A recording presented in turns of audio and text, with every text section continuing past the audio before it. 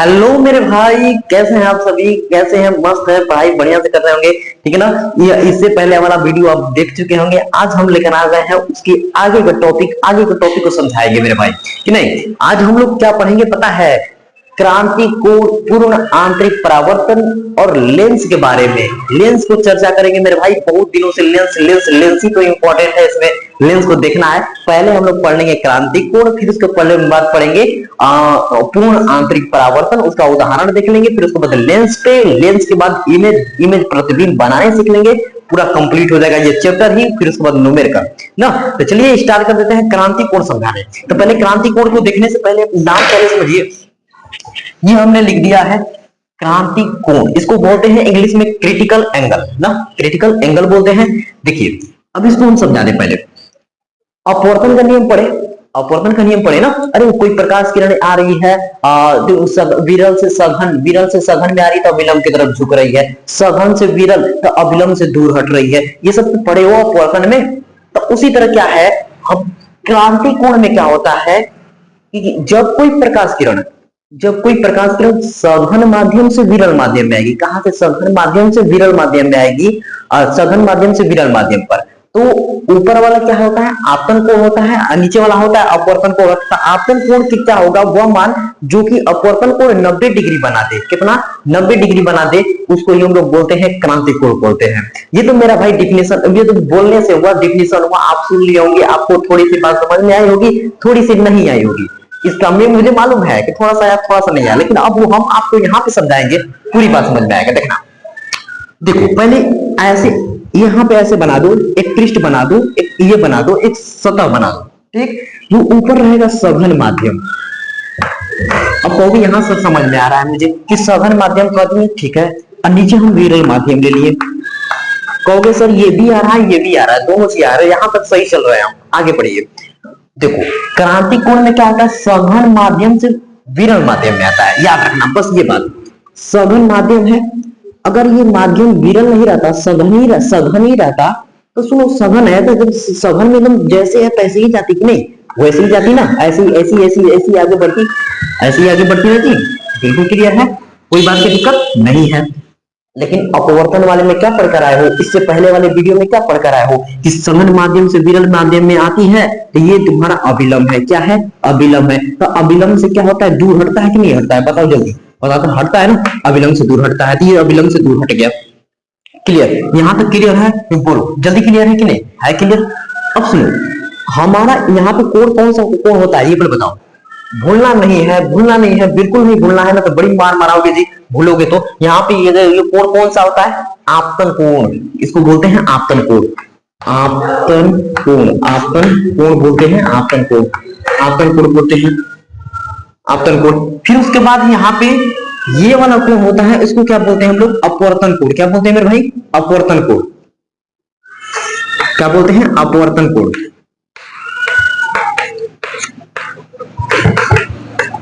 ठीक है ना, यहां तक क्लियर है?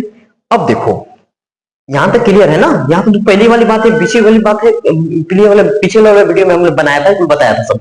सुनो, क्रांति कोण में पहली बात याद रखना है कि सघन माध्यम से विरल माध्यम। कहां? सघन माध्यम से विरल माध्यम। और जो ये आपतन कोण है ना, आपतन कोण का वह मान रख दे हम कि जो अपवर्तन है, नीचे वाला अपवर्तन कोण 90 डिग्री हो जाए।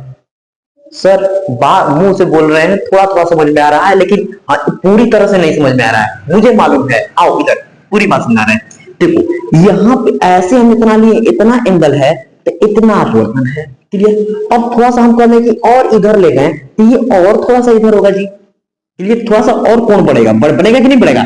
अरे बताओ, ये इतना था, अब थोड़ा सा इधर हो गया। अब थोड़ा सा करेंगे नहीं, अब थोड़ा सा और इधर से ले जाएंगे और इसको बढ़ा रहे हैं, इधर से और कर रहे हैं, ये और थोड़ा सा बढ़ेगा। बढ़ेगा कि नहीं जी? बढ़ेगा ना, बिल्कुल। अब करने के थोड़ा सा और, तो ये एक समय आएगा, ऐसा आएगा कि ये बढ़ते बढ़ते यहाँ पे आ जाएगा, ये 90 डिग्री हो जाएगा जी। ये 90 डिग्री। अब अविलंब से जो अपवर्तन हुआ है उससे यहां से नापेंगे तो ये 90 डिग्री हो गया। बोलो हुआ कि नहीं हुआ? हुआ ना। तो इसी को हम लोग बोलते हैं क्रांति कोण बोलते हैं। सिंपल सी भाषा है। अब ऐसे बोलोगे, कैसे बोलोगे, इसको डिफिनेशन लिखवाऊंगा भी, लेकिन पहले स्क्रीनशॉट समझना, स्क्रीनशॉट ले लेना। पहले देखो, सुनो, आपतन ऊपर वाला क्या होता है? आपतन। आपतन कोण का वह मान जिसे अपवर्तन कोण तुम्हारा कितना हो जाए, 90 डिग्री हो जाए, उसी को हम लोग बोलते हैं क्रांति कोण। जब ऐसे बोलोगे, जब प्रकाश किरण सघन माध्यम से विरल माध्यम में प्रवेश करती है, कहां से जी? सघन माध्यम से विरल माध्यम में प्रवेश करती है, तो आपतन कोण का वह मान अपवर्तन कोण 90 डिग्री हो जाए, उसे ही बोलते हैं क्रांति कोण। बिल्कुल। तो पहले इसको स्क्रीनशॉट ले लो ये समझने के लिए, फिर उसके बाद हम लोग क्या करेंगे, इसका डेफिनेशन लिखेंगे, ठीक है ना? स्क्रीनशॉट ले लो जल्दी से। चलिए मेरे भाई, हमने तो पूरा बढ़िया से आपको समझा दिया ये क्रांति कोण होता क्या है। तो मेरे भाई पीछे पीछे आप नोट्स तो बनाते जा रहे हो, संगे संगे अपना कॉपी पे नोट्स बनाते जा रहे हो, तो उसको भी तो जरूरी है लिखना ना सर। समझने से थोड़ी हो जाएगा, लिखना भी है हमको, कॉपी पे, बोर्ड कॉपी पे लिखना भी है। तो इसके लिए ये जुगाड़ है, इसका डेफिनेशन लिख लो। चलो देखो, हमने लिखा है, थोड़ा बहुत दिक्कत होगी तो मिला लेना मेरे बोलने से, उसको लिख लेना। देखो ये लिखा है जब, ये लिखा है जब प्रकाश की किरणें सघन माध्यम से विरल माध्यम में प्रवेश करती है, हमने बताया सघन माध्यम से विरल माध्यम में प्रवेश करती है, तो उनके अभिलंब पर बना कोण का वह मान जिसके लिए उनके अपवर्तन कोण का मान 90 डिग्री होता है, क्रांति कोण कहलाता है। देखो यही बात है, हमने कब बताया ना, ये अभिलंब है। ऐसा हम ले लें कि ये देखो, पहले तो ये ऐसे है, ये ऐसा कोण हम अपवर्तन कोण का वो मान ले लें जो जैसे अपवर्तन कितना हो जाए, अपवर्तन कोण कितना हो जाए, 90 डिग्री हो जाए, अपवर्तन कोण 90 डिग्री हो जाए, उसको ही हम लोग बोलते हैं क्रांति कोण। सिंपल, इसका लिख लो, तो इसकी शॉर्ट ले लो।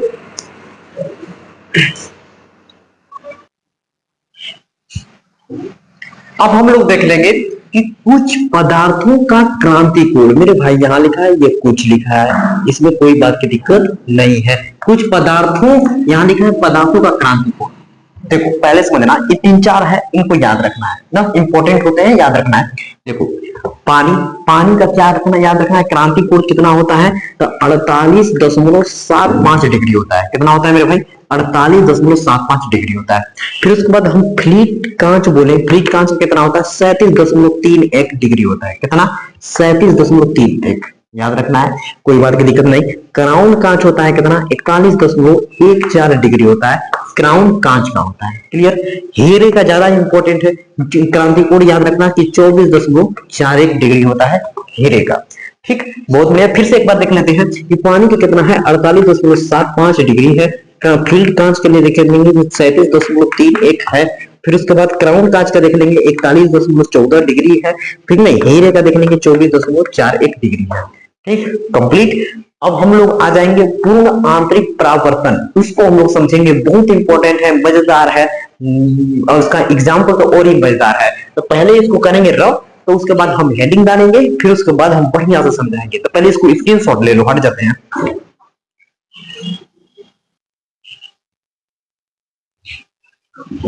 चलिए भाई, अब हम लोग देखेंगे पूर्ण आंतरिक परावर्तन। पूर्ण आंतरिक परावर्तन को समझेंगे, पूर्ण आंतरिक परावर्तन होता क्या है, ठीक ना। चलिए, तो आपको हमने इससे पहले क्रांति कोण समझा दिया कि कोई क्रांति कोण क्या होती है, सघन माध्यम से विरल माध्यम में जाती है, ठीक है। लेकिन उसका आपतन कोण, जो आपतन कोण होता है, उसको वो मान रखा जाए कि अपवर्तन कोण 90 डिग्री हो जाता है, वो क्रांति कोण हो जाता है, ठीक। लेकिन अब हम लोग को पढ़ना है पूर्ण आंतरिक परावर्तन। देखिए पहले ध्यान से देखिए, यहां है सघन माध्यम, सघन माध्यम, नीचे है विरल माध्यम, ठीक है ना, विरल माध्यम।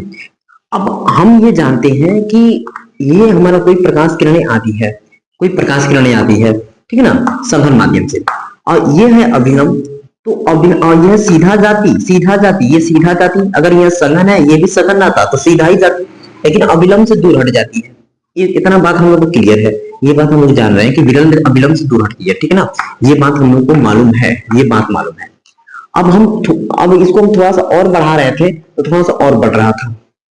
ये बताओ, जल्दी बताओ, ये बात क्लियर है ना, ये ऐसे बढ़ा रहे थे, ये थोड़ा बढ़ रहा था। तो एक ऐसा मान हम लोग रख रहे थे यहाँ पे कि ये इसका जो अपवर्तन कोण हो रहा था 90 डिग्री हो जा रहा था।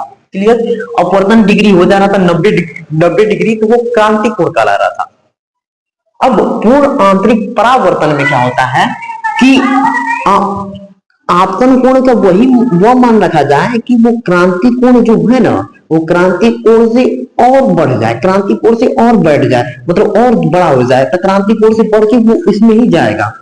मतलब समझ रहे हो कि सघन माध्यम में जो प्रकाश किरण थी, देखो विरल माध्यम में तो आई ही नहीं, कि सघन माध्यम में था तो सघन माध्यम में ही चली गई।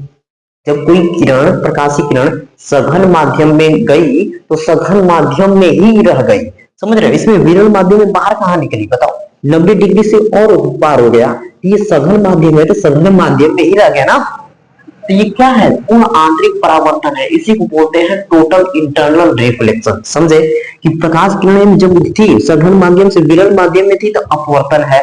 अब वो यहाँ का कोण, ये अपवर्तन कोण अगर 90 डिग्री हो जा रहा है तो क्रांति कोण है। लेकिन जब आपतन कोण का वह मान रखा जाए कि क्रांति कोण, परावर्तन कोण क्रांति कोण से भी ज्यादा हो जाए, क्रांति कोण से भी ज्यादा हो जाए और बढ़ जाए, तो वो जिस माध्यम में है उसी माध्यम में रह जाएगी। सघन माध्यम है तो सघन माध्यम में ही रह जाएगी। तो इसी को बोलते हैं पूर्ण आंतरिक परावर्तन, पूर्ण आंतरिक परावर्तन बोलते हैं, टोटल इंटरनल रिफ्लेक्शन बोलते हैं।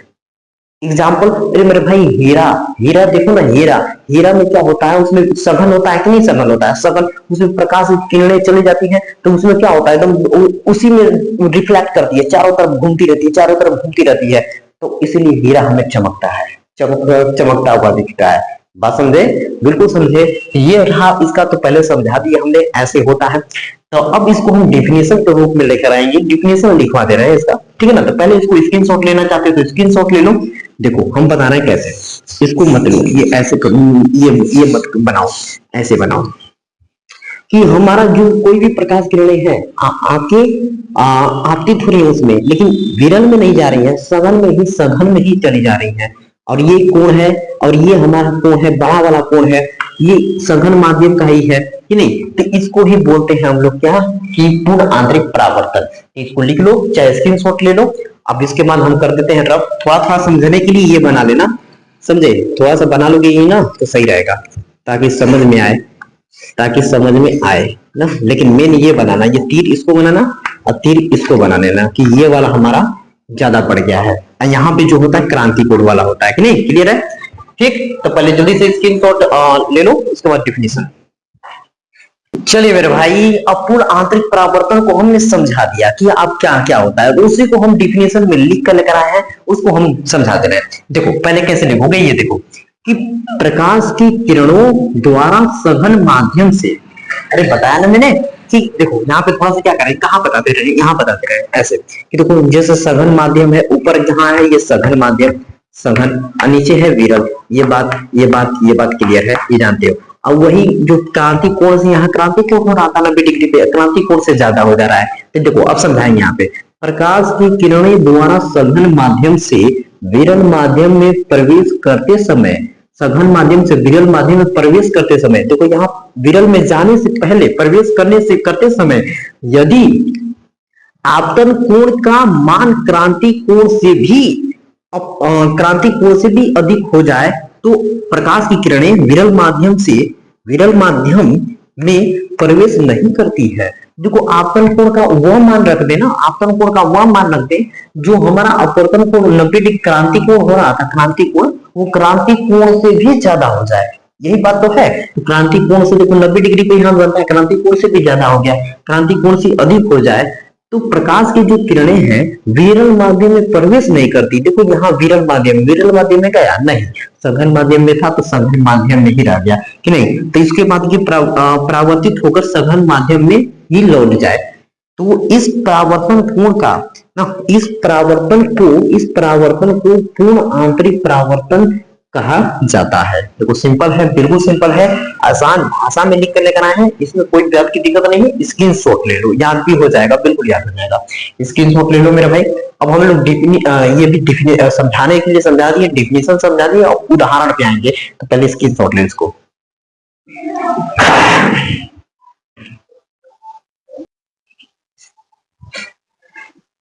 चलिए मेरे भाई, हमने पूर्ण आंतरिक परावर्तन का डेफिनेशन देख लिया, समझ लिया, पूरा A to Z समझ लिया। उदाहरण समझने की बारी है।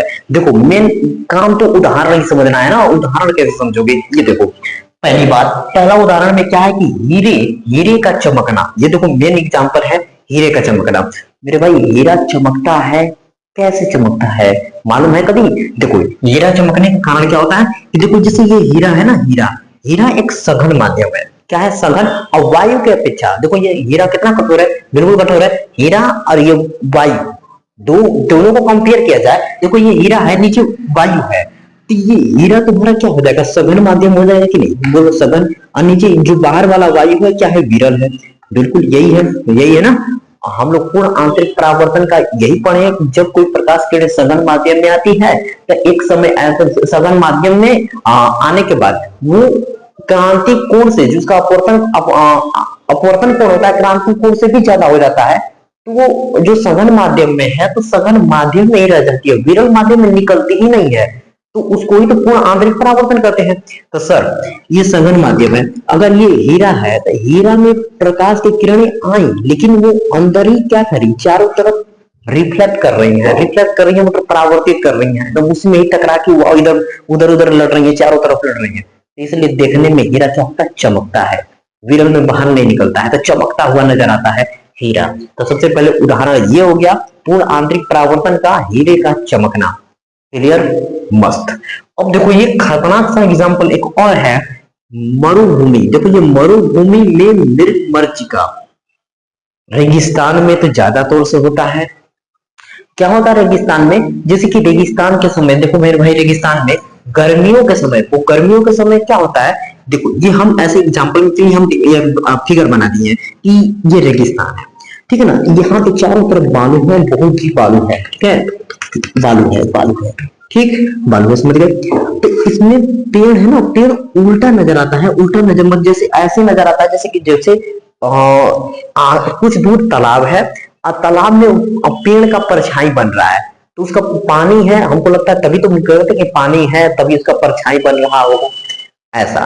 तो मेरे भाई ये एक कहते हैं ना कि विरोधाभास है, तो विरोधाभास होता है। अब वो विरोधाभास कैसे बनता है उसको हम समझाएंगे, देखना। पहली बात यहाँ देखो ये उल्टा कैसे बनता है। पहली तो गर्मी के दिन होता है तो बालू वाला है, जो बालू वहां की धरती क्या होगी? थोड़ा गर्म होगी, बहुत गर्म होगी, तो नीचे का जो भाई क्या होगा? सुनो, गर्म होगा तो जैसे गैस है, गैस में अगर गर्म गर्म कर दो ज्यादा तो जो भी कण है दूर दूर हटते हैं, दूर दूर हटते हैं, दूर दूर हटते हैं, दूर दूर हटते हैं, दूर दूर हटते हैं ना। और वही ठंडा के दिनों में देखो एकदम पास पास आते हैं, पास पास आते हैं, इतना पास पास आते हैं तो कुहेसा घेर लेता है।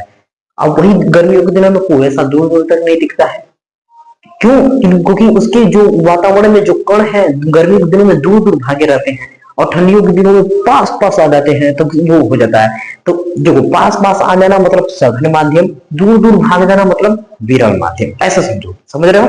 बिल्कुल समझ रहे हो। तो सुनो, नीचे क्या है मेरे भाई कि गर्म है, अगर नीचे हीट है, धरती वहां गर्म हो गई है, तो नीचे का जो वातावरण है गर्मी में हो गर्म हो जाएगा, और गर्म हो जाएगा तो मेरे भाई क्या हो जाएगा? विरल बन जाएगा कि नहीं बन जाएगा? विरल। तो नीचे हमारा यहाँ का जो हवा है हमारा क्या हो गया? विरल हो गया, विरल हो गया, विरल। और ऊपर है, ऊपर वाला जितने ऊपर चले जाओगे वो क्या हो जाएगा? सघन हो जाएगा, ठंडा रहेगा। ऊपर वाला ठंडा, नीचे का गर्म हो जाएगा। समझ रहे हो? ये बात समझना। तो ऊपर सघन हो गया, नीचे विरल हो गया, समझे? और विरल इसलिए है कि गर्मियों के दिनों में समझ रहे हो नीचे कितना गर्म है, तो कण गर्मी से कण दूर दूर भागते हैं तो वो विरल हो जाता है। ऊपर थोड़ा ठंडा है इसलिए वो पास पास है, तो ये दो माध्यम बन गया, ऊपर सघन नीचे विरल। इतना समझ गए? बस।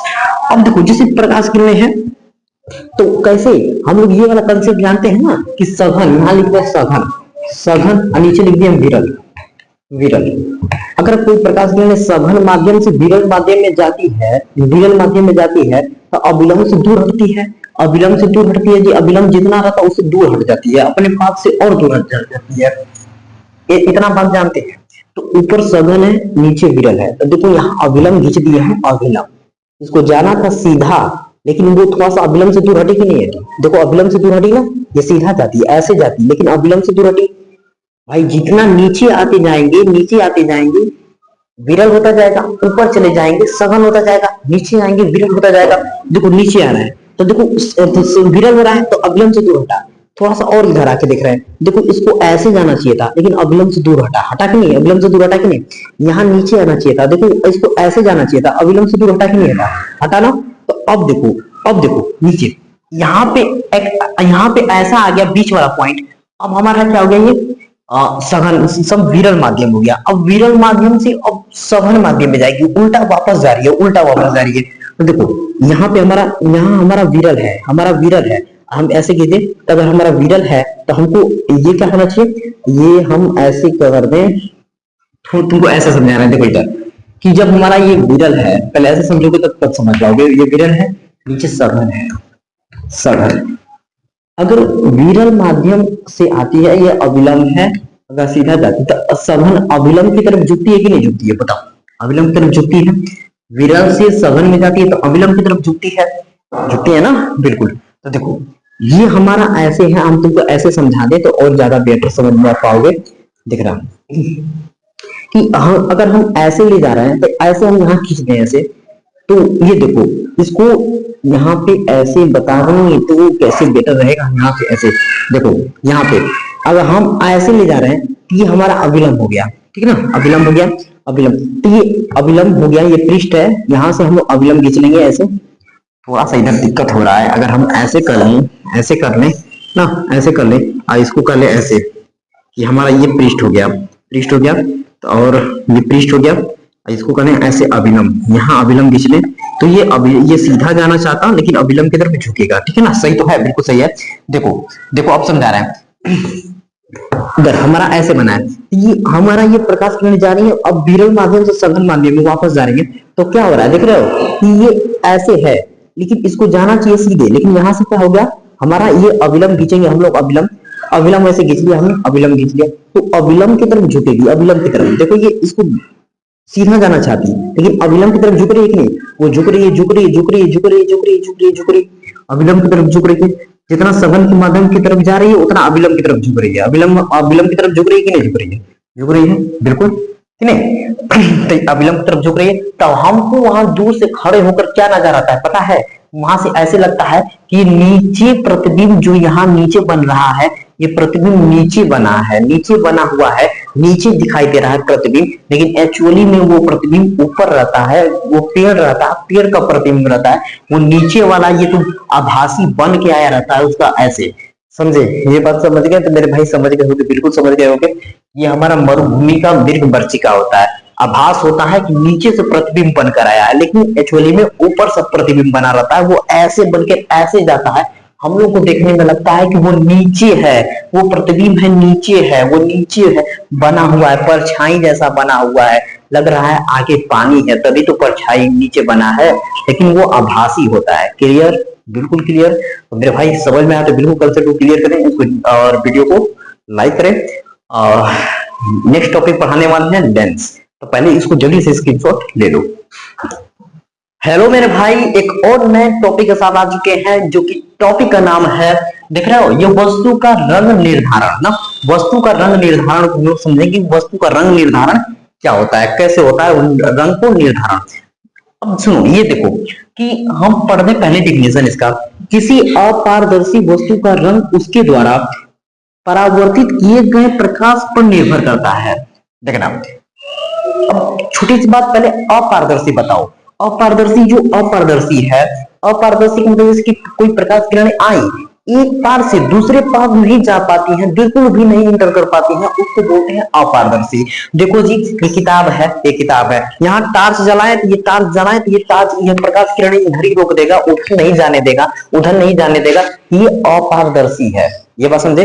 तो उसी तरह जब अपारदर्शी होता है और उसी प्रकाश किरणें आती हैं तो वो क्या करता है, परावर्तित करता है, परावर्तित करता है, और इस पार से जब उस पार जाने लगती है तो वो पारदर्शी हो जाता है, पारदर्शी हो जाता है तो परावर्तन नहीं अपवर्तन होने लगता है। ये बात क्लियर है ना, ये जानते हो ना, बिल्कुल जानते हो। एक पार से दूसरे पार अपवर्तन होने लगता है, जहां टकरा के उसी माध्यम में वापस लौट जाती है, उसी टकरा के उस पार नहीं जाती है तो क्या होता है, पहले परावर्तन होता है। क्लियर। यहाँ पे देखो कि किसी अपारदर्शी वस्तु का रंग उसके द्वारा परावर्तित किए गए प्रकाश पर निर्भर करता है, प्रकाश पर निर्भर करता है। अब प्रकाश कौन सा कलर, देखो ये होगा रंगों का वर्गीकरण, क्लासिफिकेशन कलर। देखो, प्राथमिक रंग होता है पहला, दूसरा होता है द्वितीयक रंग, तीसरा होता है पूरक रंग। घबराना नहीं है, एक एक करके पढ़ना है, लेकिन पहले तीनों का नाम याद रखो। देखो इंग्लिश में क्या बोलते हैं प्राइमरी रंग को? Primary colour, primary colour. दूसरा बोलते हैं सेकेंडरी कलर, द्वितीयक रंग को। पूरक रंग को बोलते हैं कॉम्प्लीमेंट्री कलर। फिलहाल के लिए तीनों का नाम याद हो गया, एक एक करके इनका डिफिनेशन और बढ़िया से ट्रिक के साथ बताएंगे, तो सातों सातों जन्म तक याद रखोगे। कलर भूल जाओगे, लेकिन ट्रिक बताएंगे, ट्रिक याद रहेगा, तुरंत कलर में बन जाएगा। क्लियर? तो पहले स्क्रीनशॉट ले लो इसका डिफिनेशन के साथ, उसके बाद हम प्राथमिक रंग, द्वितीयक रंग, पूरक रंग, इन तीनों को खत्म कर देंगे एक ही बार में। क्लियर? चलिए मेरे भाई, देखिए प्राथमिक रंग देखेंगे, प्राइमरी नंबर देखेंगे, सॉरी प्राइमरी कलर देखेंगे, बिल्कुल प्राइमरी कलर ना। देखो पहली बात, प्राइमरी कलर का हमने डिफिनेशन लिखा है। डिफिनेशन में क्या लिखा है पहले डिफिनेशन पढ़ देंगे, सिंपल सिंपल डिफिनेशन पढ़ दें, फिर उसके बाद अपनी भाषा अपनी लैंग्वेज में समझाएंगे। देखो सबसे पहले, प्राथमिक रंग अन्य रंगों को मिश्रण से प्राप्त नहीं होता है। भाई अन्य रंगों से मिश्रण होकर प्राप्त नहीं होता है प्राथमिक रंग, पहली बात याद रखना। क्या बताया मैंने कि प्राथमिक रंग होता है जो अन्य रंगों से मिश्रण होकर नहीं बनता है, पहली बात याद रखना है। बल्कि इन रंगों को उचित अनुपात में मिश्रित कर अन्य सभी रंगों प्राप्त किया जाता है।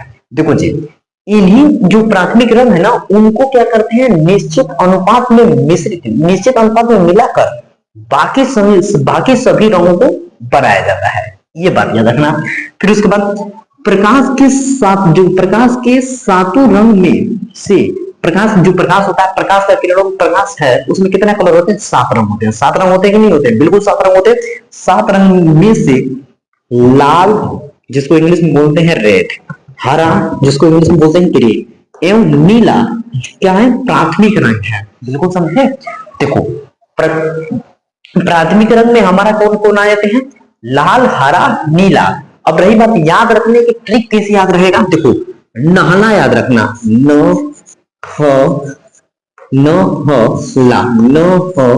ला। अरे याद रखोगे? बिल्कुल याद रहेगा कि नहीं? नहला, न से नीला, ह से हरा, ला से तुम्हारा क्या हो गया? लाल हो गया कि नहीं? याद रखोगे? नहला से याद रखना है हरा, लाल, नीला, हमारा प्राथमिक रंग हो जाएंगे, बिल्कुल प्राथमिक रंग हो जाएंगे कि नहीं। अब वो ये मत कहना कि ड्राइंग वाला में क्या होता है कि ये लाल की जगह क्या हो जाता है? पीला हो जाता है। याद रखना वो ड्राइंग वाला है। हम लोग फिजिक्स पढ़ रहे हैं, तो फिजिक्स में हमारा क्या है? हरा है, लाल है, नीला है, ये प्राथमिक रंग है। बिल्कुल ट्रिक है नहला याद रखना, बस नाम हो गया। द्वितीयक रंग देखेंगे, पहले इसको जल्दी से करते हैं रफ।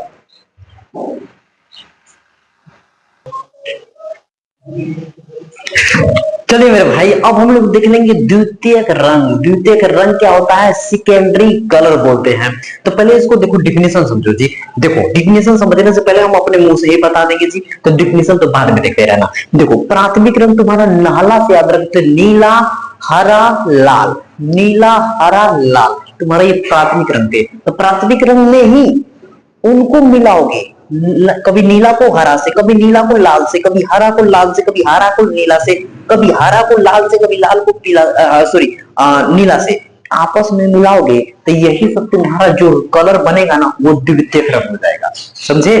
तो अब डिफिनेशन समझा रहे हैं। देखो तो सर सीधी सीधी बताइए कि प्राथमिक जो रंग है ना तीनों, तो तीनों को आपस में मिलाएंगे तो द्वितीयक रंग बन जाएंगे, सीधी सी बात। बस ये देखो, तो क्या डिफिनेशन है? प्राथमिक रंग के मिश्रण से प्राप्त रंग, देखो ना, प्राथमिक रंग के मिश्रण से प्राप्त रंग द्वितीयक रंग कहलाता है। वो बहुत सिंपल है, डिफिनेशन बहुत सिंपल है।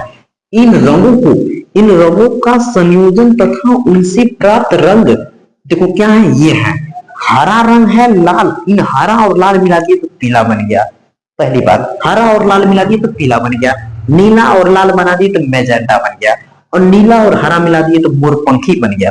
सर हमारा पीला, मैजेंटा और मोरपंखी, ये तीनों सर द्वितीयक रंग हैं। इनको हम याद कैसे रखेंगे सर? भूल जाएंगे। लेकिन याद रखना है कि कोई पूछ दे कि द्वितीयक रंग क्या क्या है, तो सर कैसे याद रखेंगे? पीला होता है, मैजेंटा होता है, मोरपंखी होता है।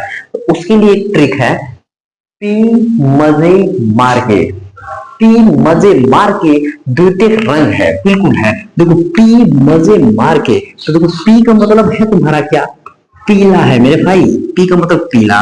ये मजे का मतलब है मेजेंटा, क्योंकि मजे से याद रखना है मेजेंटा, ठीक है। और ये मार से यार मार है, इसको मोर बना लो ना, ये मोर है तो ये तुम्हारा मोरपंखी नीला हो जाएगा, समझे, मोरपंखी नीला हो जाएगा। देखो ट्रिक कितना खतरनाक है, आसान है ना, बिल्कुल याद है रखोगे तो ये पूरा कलर बना लोगे। तो द्वितीय कंप्लीट, तृतीय पाते हैं, तो पहले इन दोनों को जल्दी से स्क्रीनशॉट ले लो, फिर उसके बाद तृतीय पूरा रंग देख लेंगे हम लोग, पूरा कलर, जिसे इंग्लिश में बोलते हैं कंप्लीमेंट्री कलर। हटते हैं स्क्रीनशॉट।